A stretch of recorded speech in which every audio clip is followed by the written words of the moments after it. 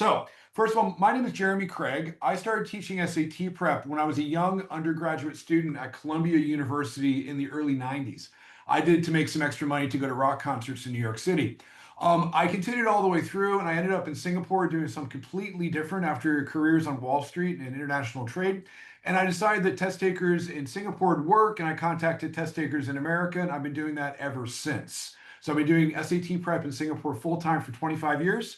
It's been an interesting course of this last few, certainly, and certainly recent developments in America make things even more interesting. But we're just going to avoid any current events for the time being. It's a little bit too early to even comment on them now. Okay, so back to this. What we're going to talk about a little bit about. You have to indulge me. I've done some statistical dives on some common data set data from universities. And I'm going to talk a little bit about the trends that have resulted as a direct impact of COVID, how that kind of upset the apple cart a little bit and really changed the academic and admissions landscape in America. Today is very different from what it was 5 years ago. 5 years ago, 10 years ago, not too different, but now versus 5 years ago is completely different and things have kind of been upset. So what you thought you knew might be a little bit different. Then we're talking a little bit about the digital SAT that's been around for a couple of years now. I'm going to talk about the delivery, the format, the scoring, and then importantly, how to prep. And I'll be sure to mention a little bit about how to prep for the younger kids. I think one big mistake is to start formal prep too soon. And I'll just remind me to talk a little bit more about what your kids can be doing now to help them get ready for the SAT, which will be very similar to what they could be doing now to be getting ready for sophomore year of high school, okay, which are very much similar: reading skills, writing skills, math skills, the old-fashioned stuff. I'm going to talk briefly about the PSAT, just because it is something that is administered, I know, at ISP. Then we'll talk a little bit about when to test, and then our preparation programs, and then we'll just open up to any Q&A at the end. Again, I'm sort of a New Yorker. I talk fast. So if we record this, maybe I'll layer over a CC, a closed circuit, just so we can pause it and stuff. I might even look to translate a Thai if that's possible. I've seen that for Chinese. Okay, now, what happened post-COVID? You can't require a test that people can't take. It just doesn't work. So all the universities in America said, you know what? We're not going to require the SAT anymore. We're going to go test optional. Made perfect sense. They didn't have any other options.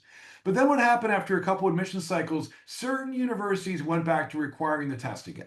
So Georgetown never really went away. MIT came back. The Georgia and Florida publics came back. And then just this past year, there's kind of a laundry list of your most rejected schools. And these are schools that are inundated with applications anyway. The main justification was that grade inflation in America was getting bad. And with COVID, it got even worse. Everyone was just getting an A on everything. And if everyone has an A, how do you separate the really good from the outstanding? And the thinking being you need one standard yardstick, one standard candle to be able to compare a student from a university in Idaho with a student from a university in Indonesia. And that is the purpose of the SAT.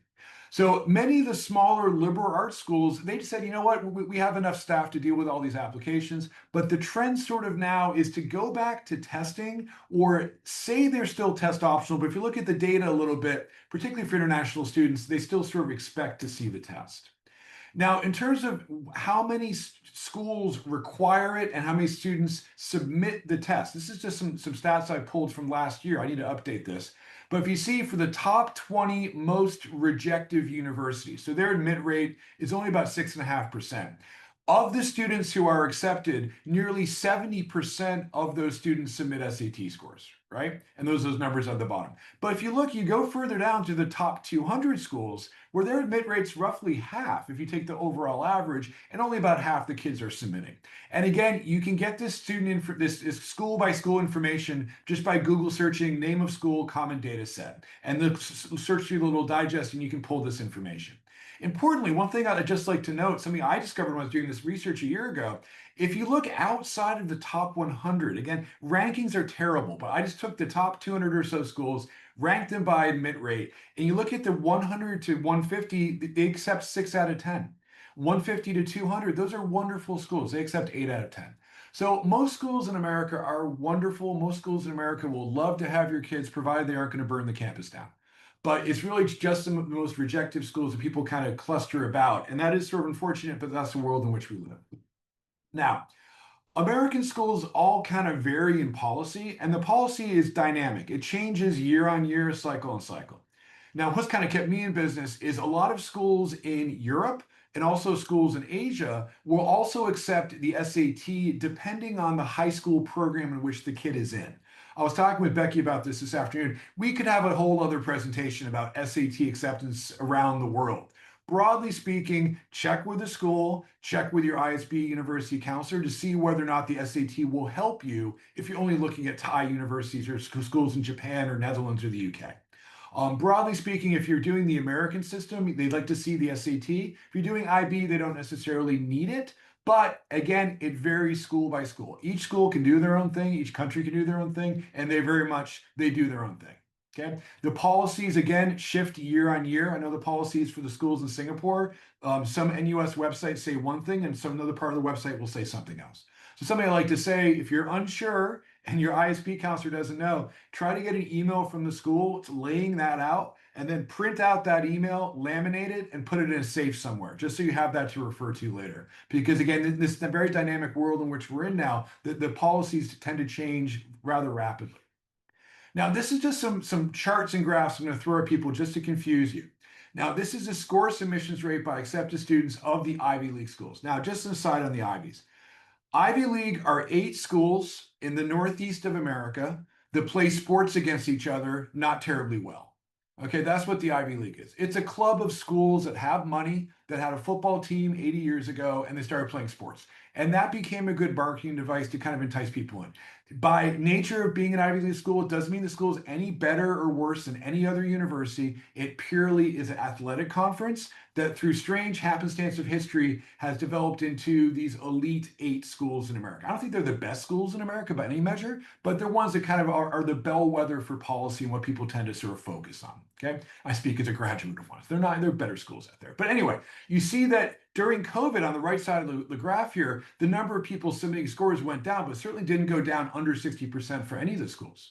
And in fact, I reckon it's probably popped up a little bit since then. Now, one important thing is that COVID heightened the fetishization of top American universities. So many more people apply to the same select few group of university. So you see the real hockey stick where it really went up is from 2020 to 2021. That's when there was a 14% growth in students applying to this list of schools. I'll tell you what that list is in a minute. So it got more and more clustered in that same group of universities. And universities can't really grow rapidly, if at all. So all of a sudden you had more people applying to the same number of seats, and invariably that results in a lower admit rate. Okay, and that's something that we saw. Again, this is just applications by year to large privates. You see NYU at the top here. If you go back 10 years ago, it had about 55,000 applicants. Now it has over 110,000. So the number of applications roughly doubled. Now, the number of students in America actually is going down. So it's against this that fewer students are applying to more schools, and they're all applying to the same schools. And this list on the bottom should be familiar to most of you. And these are schools that particularly benefited. And if someone from NYU comes to your school, say, go ahead and apply. Of course, they want the applications. Okay. All right, and then invariably, the admit rate for these schools has declined.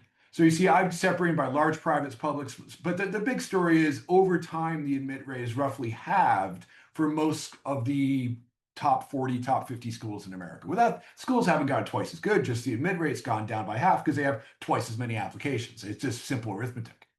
And then these are admit rate, these are the UCs. Now, UC Berkeley, UCLA, you see that the headline admit rate is going to be the green number and the green line and the blue line.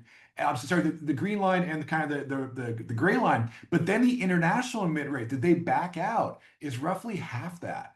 And UCs do a very, very good job with their data. You can go back to like 1964 and get the data sets from UCs, and the international admit rate is much, much lower than you'd expect. Okay, so just be aware of that when looking at the UCs. UCs are great, and again, UCs, they're not even allowed to look at SAT scores, so you don't have to worry about SATs. You have to worry about everything else. Okay, now, so that's it for charts and graphs. That's it. It won't be a test at the end, don't worry. Now, what does a new SAT look like? Now, the SAT we might have taken if you went to American schools was a booklet, you bubble and everything. That's all gone. The test is now taken on the student's laptop, and it's adaptive by section. It's about 2 hours and 15 minutes of testing time. It comes in a little bit under 3 hours, which is much quicker than the 4 hours it used to be, okay, all in.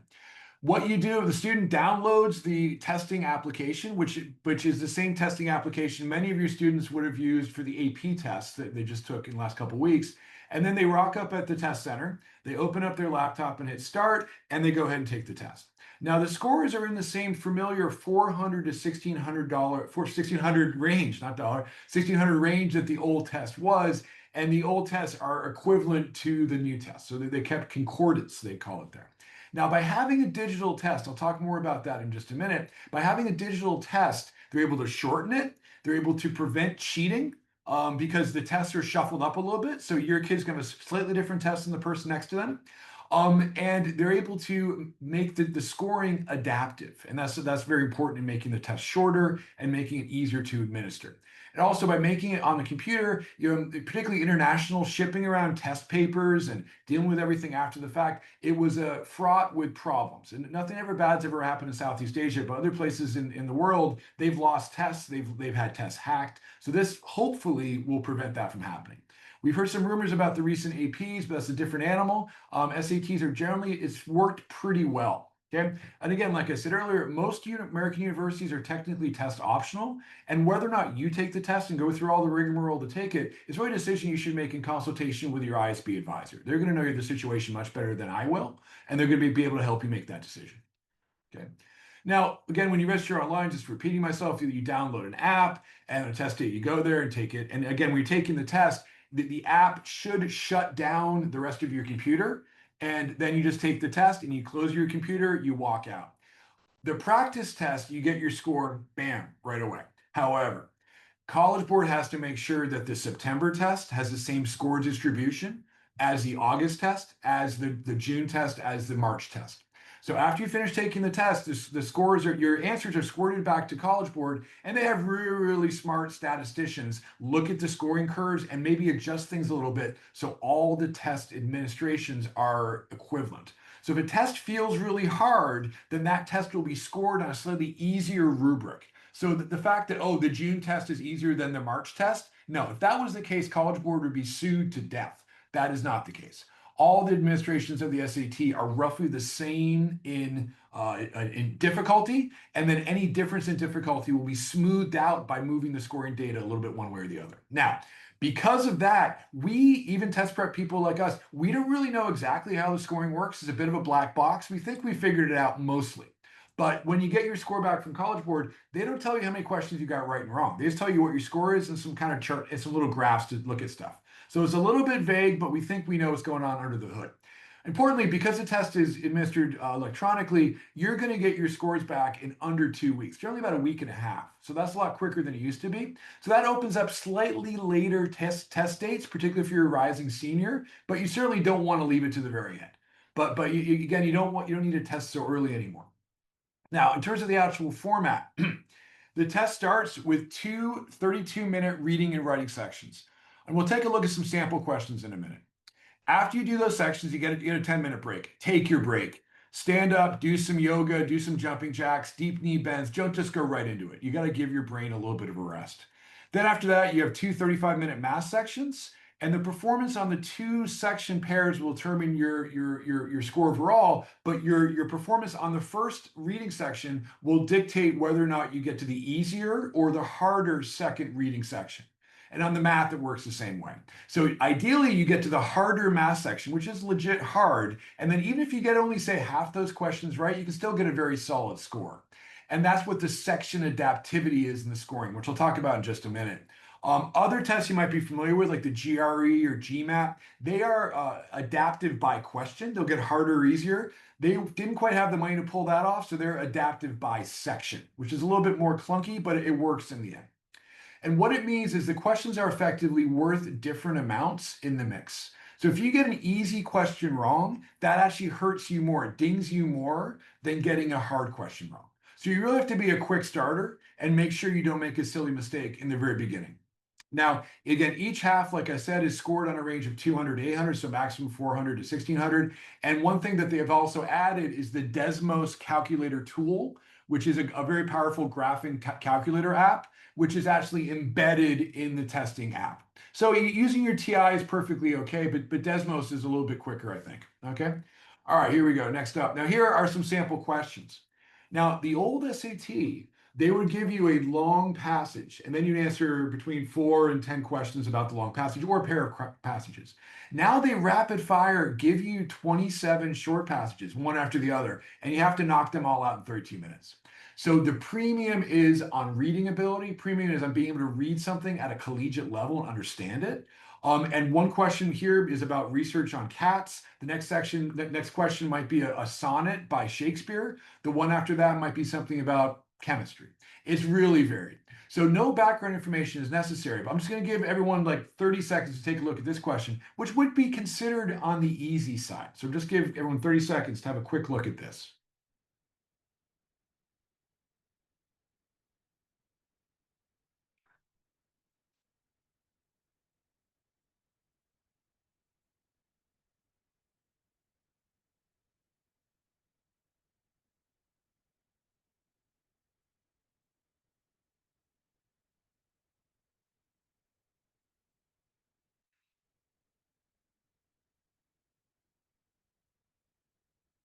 So this is about obviously animal behavior and cats, everyone's favorite topic. And one thing that we teach when we go through these is how to eliminate answer choices that are just garbage.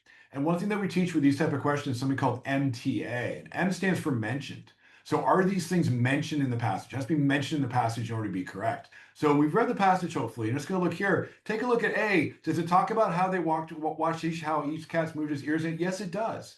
Okay, and then they say, does it examine how each cat reacted to the voice of a stranger? B is not mentioned, can't be right. C, discovered how cats physically interact with its owner? No, they don't interact, that's not mentioned, can't be right. And then D, they tracked how each cat moved around the room? That's not mentioned either. So A is the only one that is mentioned, and that's the correct answer. So oftentimes kids get into the weeds and they try to understand everything that's going on. That's great, but you're not going to be able to understand everything. So just understanding how to knock out answer choices that aren't plausible is a key way to do better in this test. Now, one thing that we get the most gains are in our program is grammar. English grammar is a lost art. English grammar is tested heavily on the SAT. We spend our first session is grammar, grammar, grammar. Okay, I'm just gonna give everyone 30 seconds to look at this one. Okay, this is a tricky one.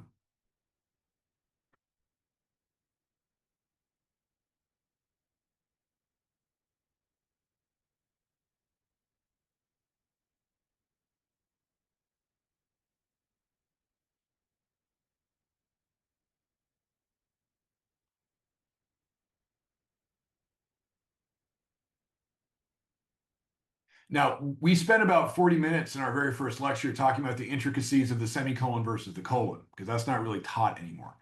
And one thing, if you want to bore your kids to death over the summer, would be to have them do the Khan Academy English grammar course, not SAT grammar, just Khan Academy grammar to figure out what an adverb is.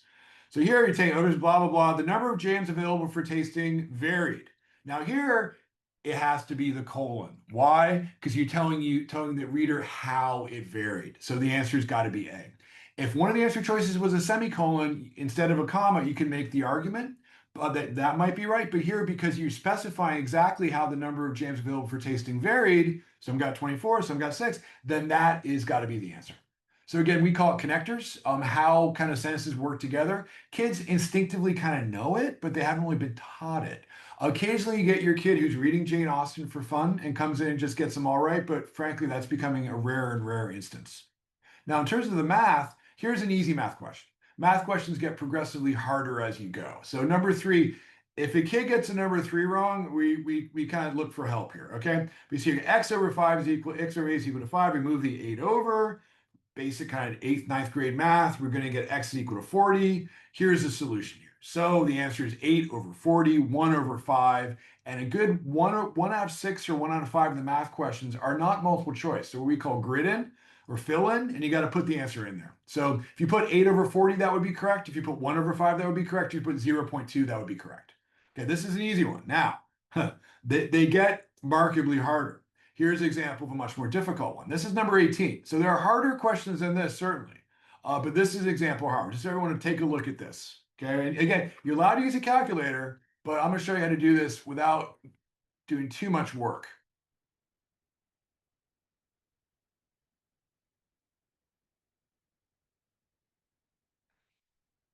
And percents is something that they're very fond of testing on the SAT. So again, if your kids got free time over the summer, just having them do some percent stuff on Khan isn't a bad idea, because it's, for some reason, something that kids tend to struggle with.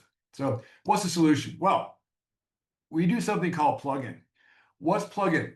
Is putting in a number of our own, then working our way through it, and then going back and checking the answer choices to see which one works. Now, if you want to take a screenshot of this or just take a photo, you can work it out later. I'm not going to go through all the math with you all tonight. But you make C equal to 100, you can make C equal to 17. You can make C equal to E squared. But by making it 100, we make our life easy, because we'll look to get 83% of 100 is obviously 83. And 2,241%, you just move the decimal places 2 over, is 22.41x. So A is equal to 22.41 of B plus C. And then A's got to be B plus C is 183. You get A as that number. You work your way through the math, and you get it's 49.41 times B, or 4,941%. When we teach this, we take a lot more time. Okay, trust me.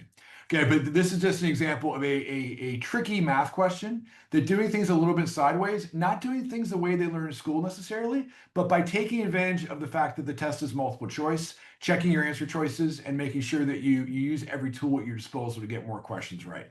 Ultimately, unlike some math classes, kids are not going to get a phone call asking you why the correct answer is D. As long as you get it right, it doesn't matter. I like to say win dirty. As long as you get it right, as long as you score a goal, you don't get any more points for a fancy goal versus a sloppy one. Just get the questions right and move on, right? That's the important thing.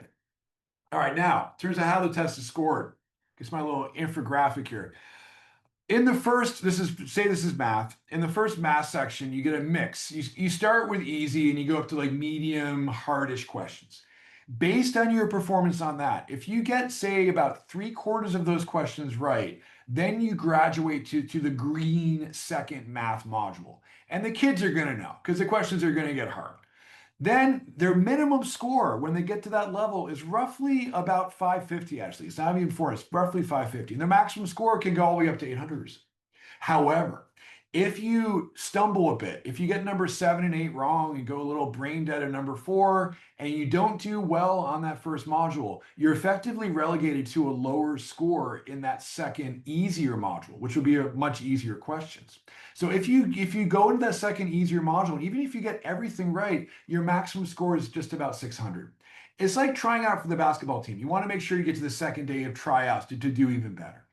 And it's very important for kids to slow down, use all the time that you have, use all the tools at your disposal in that first module. Because once you get to that first module, if you get everything right in the second, if you get half the questions right in the second module, that's going to get you a solid 650, which is a decent score. That will get your foot in the door just about any university. So it's really important to work slowly. Oftentimes the tendencies, particularly for good, really strong math students, is, oh, I finished this section early, I'm just going to go on to the next one. No, that's silly. The kids that scored the best take all the time they have at their disposal. I had a kid who just scored a 1,600 last year. He used every second. He did each math question 3 times. Those are the ones that really excel in this test, not ones who just go through it quickly. There's a direct inverse correlation from people who finish early and scores. Okay, you want to use all the time that you have. Even if you finish early, check your work. Okay, now, how to prepare. I'll talk about this in 3 different kind of like baskets. First of all, let's start with the young kids. Going into sophomore year or earlier, I see we have one. The single biggest problem, and the problem that we see for kids approaching the test, particularly for the young boys, is reading focus. Of just being able to sit down and read, 27 short passages about cat behavior and being able to process them and then answer questions about it. Now, the simple question is, well, how do we become a better reader? And my answer to that's quite simple. You become a better reader by reading more. So the important thing is to entice your kid, no matter what way you can, to put the phone away and read a magazine. Magazines are great. National Geographic, wonderful. Economist is not going to happen. Okay, but just getting them to read for, say, 15 minutes a day, and then incentivize them in whichever way you know how that works, and then the next week try to get them to read for 20 minutes a day. And inculcating that reading habit will help them do better on the SAT, but importantly, it will help them do better academically. And that's really the name of the game. If they do well academically, if you become a better reader, become a better writer, become a better writer, become a better communicator, become a better communicator, you become a leader. And that's ultimately what we're sort of looking for our kids, right? So just getting them to read more from a young age. So there's all kinds of reading lists for rising sophomores. Your school probably gives you a list. It doesn't care if it's dragon fantasy, young adult, it doesn't matter. But there's always a couple kids I see on the first day are coming in with like a Game of Thrones book on the first day. Those invariably are the kids that score 740 on the first test. So getting them to read more over the summer, incentivize them whatever way you can through carrot and stick. It doesn't matter. Just get them to read more, and that also applies for kids that are going into junior year as well. In terms of the younger kids as well, grammar, Khan Academy. Khan Academy grammar, just do it. It takes about 3 hours. It's a nice foundation. Okay, you're not going to go out and read grammar books. There's also a lovely website called freerice.com where you can improve your vocab by doing vocab questions there, and you can improve your grammar by answering grammar questions. Now, Free Rice is sponsored by the United Nations. Every question you get correct, someone around the world gets some food that needs food. I give them money every year. It's a great idea. So it's a great little 15-minute time kill at the end of something else. Just do some free rice, work on vocab. Crossword puzzles, that's my jam at night. That helps. Now math. The math that kids are seeing on the SAT is going to closely mirror the American style math you're learning in school. Sometimes for the British kids, the terminology is different. It should be pretty much in common. You can have a look at what math is going to be covered on the SAT. That's freely available on Khan, available on the College Board website. But importantly, most kids will not be covering the math on the SAT until they're well into junior year, until they're well into 11th grade. And that's why we certainly don't recommend kids test before 11th grade. And even then, the kids that test in 11th grade should be the kids that are like a year or two advanced in math. Because otherwise, I have kids, even with the IB, kids who work with in Singapore, who come to me and say, you know what, I've never seen a circle equation before. And they have to go and learn the circle equation because that's not really covered until month 3 or 4 of the IB. So you don't want to get too far ahead in math. But I will say for all kids that COVID wrought a lot of learning loss, particularly in the math. Now, other subjects, I'm an economist by training. I can just sort of yada yada my way through stuff and people tend to believe me. In mathematics, you either got the right answer or you don't. So your kid might have some gaps in the math that they were supposed to have covered in 2020, 2021.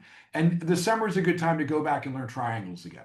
Now, what's the best tool for math? We can hire an expensive tutor or just use Khan Academy. Khan Academy is wonderful, but if you're just doing pure math for Khan, don't touch the SAT math on Khan, don't touch the SAT content until you're preparing for the SAT itself at the right time.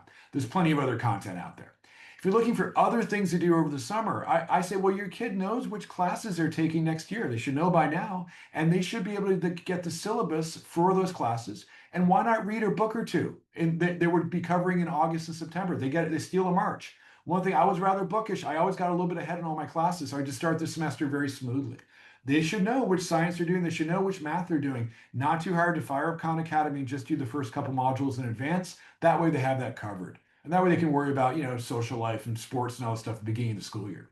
Okay. Now, for rising juniors, I would say don't do a stack of practice tests. Okay, because taking practice tests, that might work for the AP, that might work for IB, that are subject-based tests. They're very, very curriculum-focused. For SAT, we're taking a bunch of practice tests that really just reinforces bad habits again and again and again. And getting kids, I always get some kid who comes to me, I've already taken 6 practice tests. What do I do? I say, well, try to forget all of them and let's try to do things a new way. To use a sporting analogy, it's close to my home. I play golf at a decent level. If you just go to a driving range and start hitting balls, you're going to be able to hit the ball eventually. And you're going to groove in a lot of bad habits. They're going to be harder to unlearn. A better way to learn how to play a skill sport like golf or tennis or something would be to get a coach who teaches you how to do it right the first time around.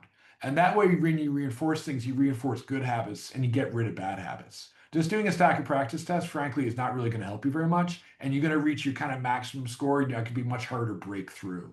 Okay, so for rising juniors, I would say maybe do one test just to see where you're at, and then find out maybe what your weak areas are in math, and then just do Khan Academy dives in those weak areas, and also do the grammar course and read more.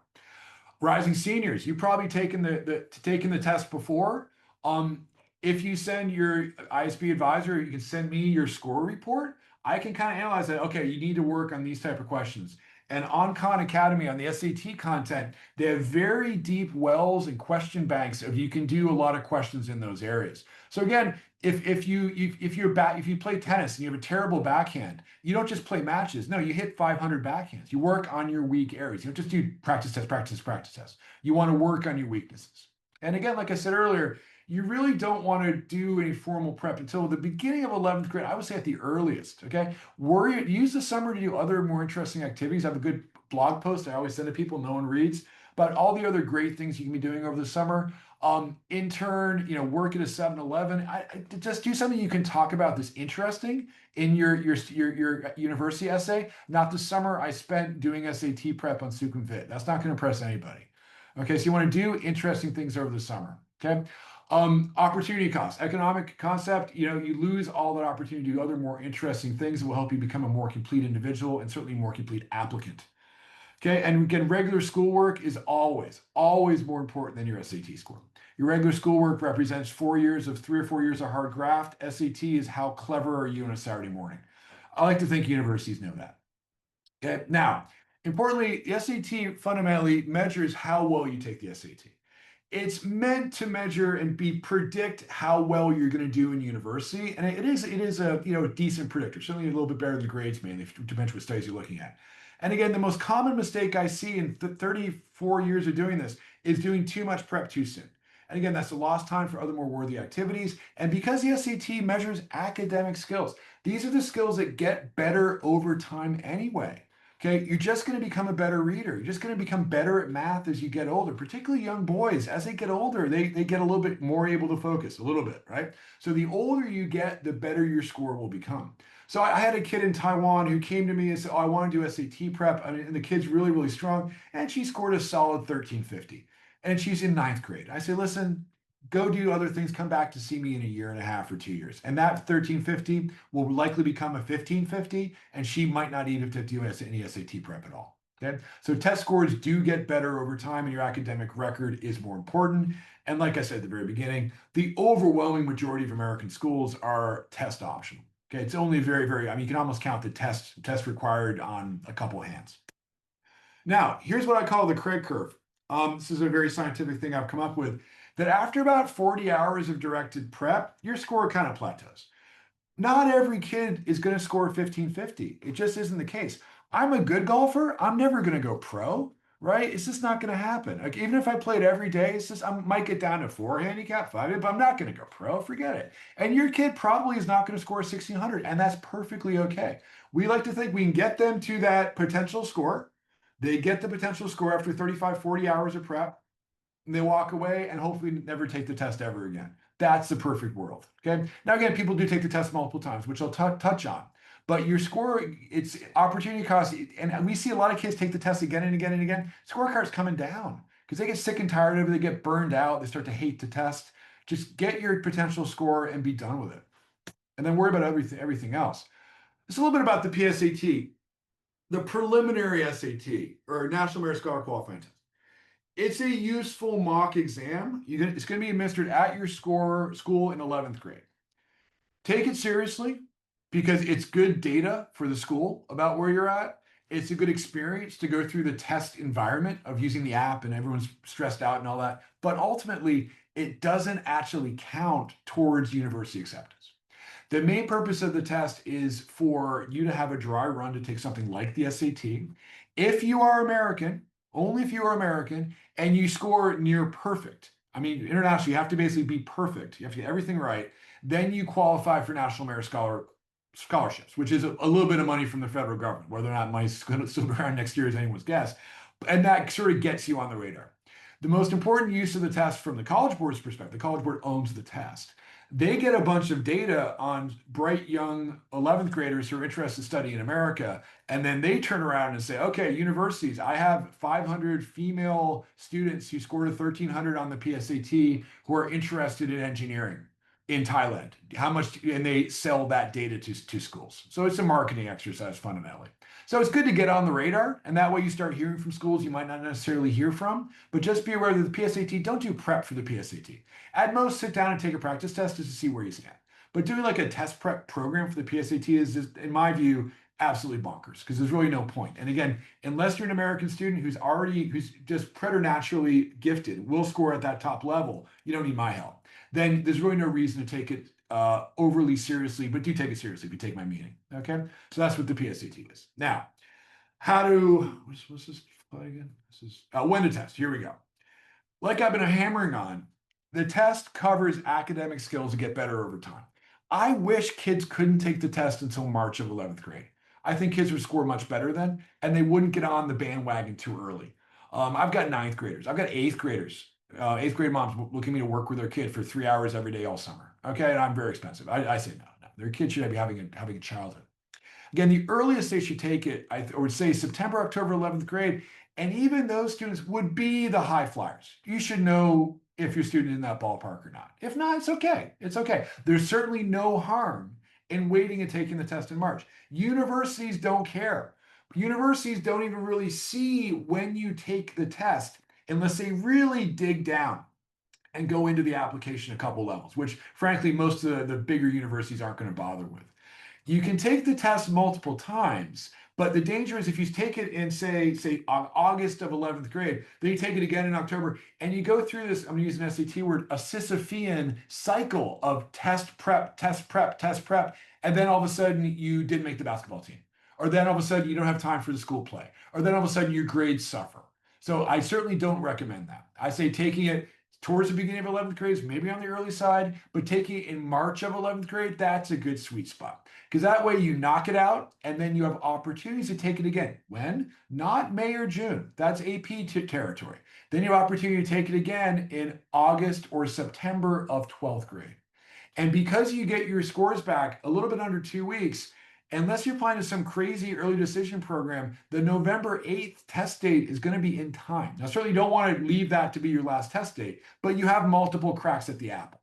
So you have multiple opportunities to take it in the fall of 12th grade. And nearly every university, with a couple exceptions like Georgetown, every university will do something called super score, that they're just going to take your highest reading score and your highest math score and bang those together. And that's going to be the metric that they look at. Some schools will scrape down, very few will. And they're just looking for the highest combination. So some people, oh, should I just do all math and then do all reading? No, no. Take them both seriously, but you're going to be able to combine your test scores. And that's perfectly acceptable. I would say, again, your school counselors can talk to us a little bit further. It's my experience, most kids take it 2 or 3 times. Some kids take it more than that. And they just, lo and behold, they keep getting the same score again and again and again. If I play golf every day, I'm going to keep getting the same score again and again and again. That's just the way it is. Okay, so certainly taking it 5 or 6 times, I think is the edge of reason. I think that's too many times. You're just wasting your time and wasting your Saturday mornings, frankly. All right. Next up, our program. Okay, we have a program at the beginning, well, so the end of the school holiday, beginning of the school year in August. That is most appropriate for rising seniors, 12th graders, kids in the class of 2026. These kids probably have a test on the books, and then they can take the test again in September or even August. No difference. I say take it in September. There's no benefit to taking in August or September of that year. And even then, you get food poisoning or something, you would have another crack at the apple if necessary. Rising 11th graders, okay, well, yeah, it's a little bit early, okay? But if you are ahead in math, if you are someone who reads Lord of the Rings for fun, okay, if you are someone who's heard of George Orwell, who's someone who's heard of Mark Twain, then certainly you might have a stab at it. And an indicator of that would be to how you did on, I think they take the PSAT in 10th grade, or they take how you did on the PSAT 10. Okay, that'd be a good indicator about your readiness for that, because they are good predictors.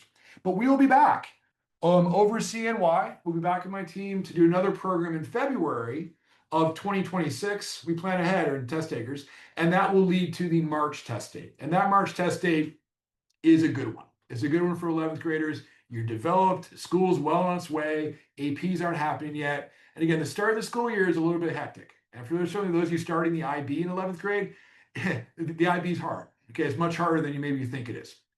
And your time at the end of the summer, beginning of the school year, might be better off spending a little bit more time getting ahead on things in preparation for